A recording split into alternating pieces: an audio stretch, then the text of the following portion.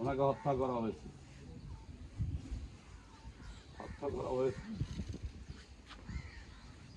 আমি যদি বাচ্চা থাকি, আল্লাহ দিলে এই হত্যাকারীদের কোনোদিন শান্তি এই বাংলার মাটিতে হবে না।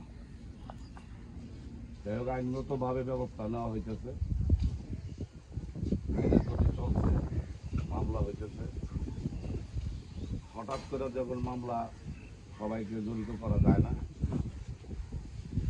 এইখান থেকে এই চান্দেশ্বর থেকে 30 জন ছেলে,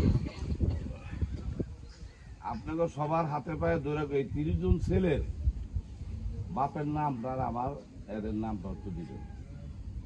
যারা কত বড় বারাইটা গুন্ড হয়েছে, 1000 টাকার বিনিময়ে মানুষ বেড়ায়, সেই গুন্ডা গিলে আমি দেখব। এটা আমি সবাইকে জানাইলাম, কিন্তু আমার তো জানা নেই কারা এদের সাথে জড়িত আছে বা কে আছে। কিন্তু আমার নলেজ আছে 30 জন ছেলে চান্দেশ্বর থেকে গেছে। আর ছেলে কি, তার নাম, এই জিনিসগুলা আমার ফিরিয়ে দিবেন, আমি তাদেরকে শাস্তির ব্যবস্থা করব। আর এই হাসেম যাই হোক, ছেলে হিসাবে অত খারাপ ছিল না, তার চুরি ডাকাতির কোনো বদনাম ছিল না, এমনি একটু কথা বেশি বলতো। তারপরও সে একজন সুন্দর মানুষের সাথে একটা মিশুক ছিল, সেই ছেলেটাকে হত্যা করা হলো। যদি কেউ কোনো পানাদানা পায়ে থাকেন কাছে, তাহলে আমার কাছে বললেন, আমি যতটুকু সাধ্য মতো ঋণ পরিশোধ করার জন্য চেষ্টা করব।